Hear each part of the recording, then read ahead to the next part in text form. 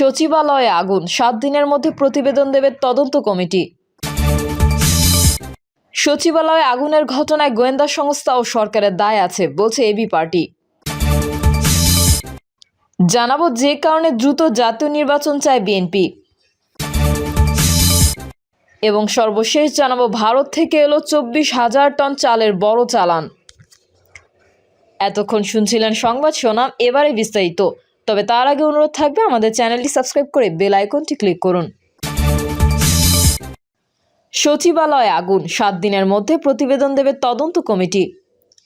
বাংলাদেশ সচিবালয়ের 7 নম্বর ভবনে অগ্নিকাণ্ডের ঘটনায় তদন্ত কমিটি গঠন করা হয়েছে। বৃহস্পতিবার 7 সদস্যের এই কমিটি গঠন করা হয়। সরকারের মন্ত্রিপরিষদ বিভাগের প্রশাসন ও শৃঙ্খলা শাখার এক অফিস আদেশ থেকে এই তথ্য জানা যায়। অফিস আদেশে বলা হয়, কমিটি প্রয়োজনে এক বা একাধিক সদস্য যুক্ত করতে পারবে। কমিটি আগামী 7 কার্যদিবসের মধ্যে প্রতিবেদন দেবে। কমিটির আহ্বায়ক মোহাম্মদ খালেদ রহিম, তিনি মন্ত্রিপরিষদ বিভাগের অতিরিক্ত সচিব। সদস্য সচিব গৃহায়ন ও গণপূর্ত মন্ত্রণালয়ের প্রতিনিধি। কমিটির কার্যপরিধি সম্পর্কে বলা হয়, অগ্নিকাণ্ডের উৎস ও কারণ উদ্ঘাটন, অগ্নি দুর্ঘটনার পেছনে কারো ব্যক্তিগত বা পেশাগত দায়-দায়িত্ব আছে কিনা তা উদ্ঘাটন এবং এই জাতীয় দুর্ঘটনা প্রতিরোধে সুপারিশ করা। সচিবালয়ে আগুনের ঘটনায় গোয়েন্দা সংস্থা ও সরকারের দায় আছে বলছে এবি পার্টি। সচিবালয়ে আগুন বাংলাদেশের ইতিহাসের বিরল দুঃখজনক ঘটনা। এর আগে ছাত্ররা বিনা বাধায় সচিবালয়ে ঢুকে পড়ল, আনসাররা আন্দোলন করে নানা বিশৃঙ্খলা তৈরি করলো, 2 কলেজের মারামারিতে রক্তপাত হলো, তাবলিগের অন্তকোন্দলে লাশ পড়ল। কোনো ঘটনারই সরকার দৃশ্যত আগাম কোনো ব্যবস্থা বা সন্তোষজনক পদক্ষেপ নেয়নি। একই ধারাবাহিকতায় গতকাল রাত থেকে বৃহস্পতিবার সকাল পর্যন্ত সচিবালয়ে আগুন ও আইনশৃঙ্খলা পরিস্থিতির অবনতির জন্য গোয়েন্দা সংস্থা ও সরকারের দায় আছে বলে মনে করে আমার বাংলাদেশ পার্টি। দলের সদস্য সচিব মুজিবুর রহমান মঞ্জু বৃহস্পতিবার সচিবালয়ে অগ্নিদগ্ধ ভবন পরিদর্শন শেষে সাংবাদিকদের সামনে দলীয় প্রতিক্রিয়া তুলে ধরে এই অভিযোগ করেন। এবি পার্টির আহ্বায়ক professor doctor major Abdul Wahab Minar সাংবাদিকদের বিভিন্ন প্রশ্নের জবাব দেন। যে কারণে দ্রুত জাতীয় নির্বাচন চায় বিএনপি। জাতীয় সংসদ নির্বাচনের দাবিতে একাত্ম হচ্ছে বিএনপি সহ মিত্ররা। আগামী বছরের ডিসেম্বরের মধ্যে ত্রয়োদশ সংসদ নির্বাচন চায় দলগুলো। এই জন্য দ্রুত সময়ের মধ্যে অগ্রাধিকারের ভিত্তিতে নির্বাচনমুখী সংস্কার চান। বাকি সংস্কারগুলো পরে নির্বাচিত সরকার সংসদে আলোচনা করে চূড়ান্ত করার পদক্ষেপ নেয়। বাকি সংস্কারগুলো পরে নির্বাচিত সরকার সংসদে আলোচনা করে চূড়ান্ত করার পক্ষে দলগুলো। এই জন্য সংস্কারে বেশি সময় না নিয়ে অবিলম্বে নির্বাচনের সুস্পষ্ট রোডম্যাপ ঘোষণা চান নেতারা। জানুয়ারির মধ্যে এই ঘোষণা দেওয়া না হলে যুগোৎপত আন্দোলনের কথা ভাবা হচ্ছে।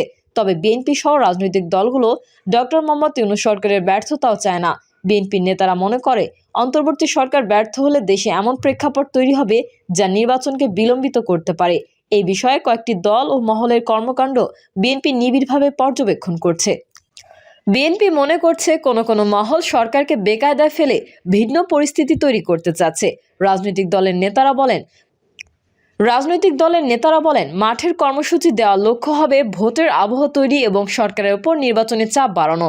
নির্বাচন নিয়ে বিএনপি সহ রাজনৈতিক দলগুলোর মধ্যে নানা সংশয় সন্দেহ তৈরি হয়েছে। এমন প্রেক্ষাপটে গত কয়েকদিন ধরে 29টি রাজনৈতিক দলের সঙ্গে বৈঠক করেছে বিএনপি। প্রয়োজনীয় সংস্কার করে 2025 সালের মধ্যেই নির্বাচন চায় দলগুলোর নেতারা। এসব বৈঠকে অংশ নেওয়া বিএনপির লিয়াজু কমিটির এক সদস্য যুগান্তরকে বলেন, সভা সমাবেশে যে যাই বলুক না কেন, ভোটের অধিকারের প্রশ্নে সব রাজনৈতিক দল ঐক্যবদ্ধ। দীর্ঘ 15 বছর ভোটের অধিকারের জন্য লড়াই করতে হয়েছে। এখন সেই ভোটের সুযোগ তৈরি হয়েছে। এখনও যদি ভোটের জন্য রাস্তায় নামতে হয় তবে তা খুবই দুঃখজনক হবে। এমন প্রেক্ষাপটে সোমবার ঠাকুরগাঁওয়ে এক জনসভায় বিএনপির মহাসচিব মির্জা ফখরুল ইসলাম আলমগীরের বক্তব্য আন্দোলনের ইঙ্গিত পাওয়া গেছে। তিনি সভায় উপস্থিত জনগণের উদ্দেশ্যে বলেন, আপনারা কি সত্যি পরিবর্তন চান নাকি আবার ওই আওয়ামী লীগের নৌকায় ফিরে যেতে চান? যদি পরিবর্তন চান তবে 5ই আগস্ট আপনারা যেমন রাস্তায় নেমেছিলেন আবারও ঐক্যবদ্ধ হয়ে রাস্তায় নামতে হবে।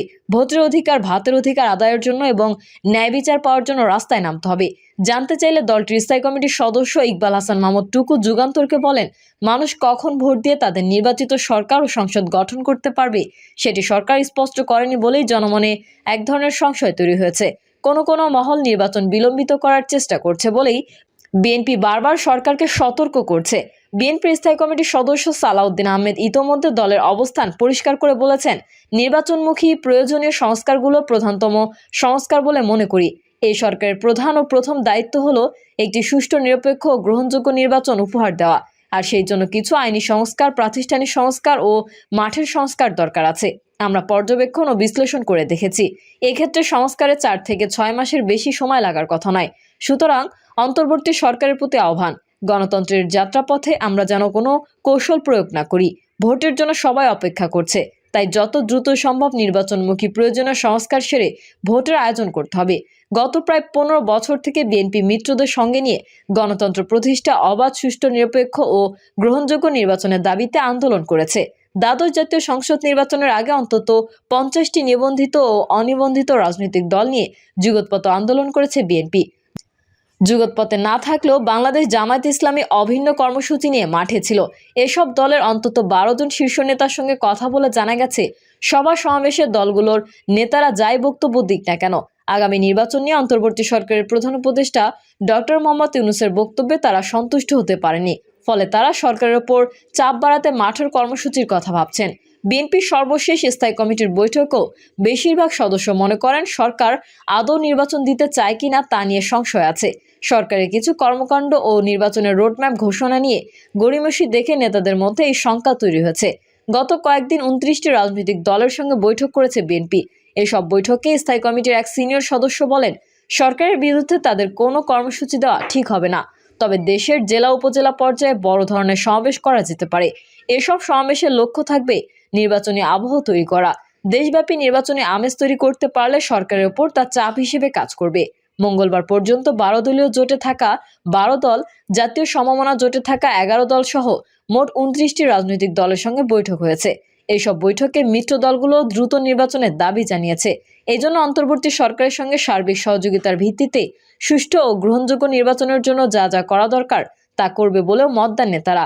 সেখানে জোট ও দলের নেতারা অভিন্ন সুরে জানান, ত্রয়োদশ জাতীয় সংসদ নির্বাচন কোনোভাবেই 2025 সাল অতিক্রম করতে পারে না। এই সময়ের মধ্যে নির্বাচন না হলে দেশে অস্থিরতা বাড়বে, পতিত ফ্যাসিবাদের দোসররা আরও শক্তি সঞ্চয় করে গভীর ষড়যন্ত্রে নামবে। এতে দেশ ও জাতির বড় ক্ষতি হবে। জাতীয়তাবাদী সমমনা জোটের সমন্বয়ক ও NPP chairman doctor Fariduzzaman Farhad বলেন, আমরা দ্রুত নির্বাচন চাই, কারণ মানুষ দীর্ঘ বছর ধরে ভোট দিতে পারেনি। আমরা চাই একটা স্পষ্ট নির্বাচনী রোডম্যাপ। সংস্কারের নামে নির্বাচনে কালক্ষেপণ করা ঠিক হবে না। দ্রুত সময়ের মধ্যে নির্বাচন কেন্দ্রিক সংস্কার বর্তমান সরকার করবে, বাকি সংস্কার করবে নির্বাচিত সরকার সংসদের মাধ্যমে। দ্রুত জনগণের নির্বাচিত সরকার চাই। শেখ হাসিনার বিরুদ্ধে যেমন আন্দোলন করে তাকে পালিয়ে যেতে বাধ্য করা হয়েছে, তেমনি আগামীতেও প্রয়োজনে নির্বাচনের দাবিতে আন্দোলন হবে। আমরা আরেকটা 111-এর সরকার চাই না। এই সরকারের ছত্রছায়ায় আরেকটা কিংস পার্টি তৈরি হোক, এটাও চাই না।